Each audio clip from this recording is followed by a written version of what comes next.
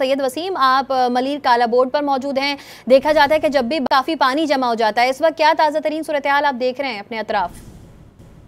इस वक्त मैं मौजूद हूँ मलीर काला बोर्ड दरख्शन सोसाइटी में और यहाँ पर आप देख सकते हैं कि इस वक्त मुकम्मल सैलाबी सूरत हाल है और पानी का जो फ्लो है वो काफ़ी तेज़ है कि घुटनों तक यहाँ पर पानी मौजूद है और यहाँ से पानी लोगों को तबाह कर चुका है। मुकम्मल सैलाबी सूरत हाल है और यहाँ पर ज़िला इंतज़ामिया, बल्दियाती इदारे कोई नज़र नहीं आ रहे हैं कि यहाँ पर किसी किस्म का पहले निकासी का कोई इंतज़ाम किया गया हो, बरसाती नालों की सफाई की गई हो। इस वक्त सूरत हाल ये है कि सैलाब की शक्ल इख्तियार कर चुका है ये इलाका, और न सिर्फ ये इलाका बल्कि यहाँ की जितनी भी मुल्का आबादियाँ हैं वहाँ पर तेज़ बहाव है पानी का। जिस तरह की सूरत हाल हमने गिलगित और जो मानसेरा और ये मानसेरा डिवीज़न वगैरह में देखी थी, वैसी ही सूरत हाल है यहाँ पर।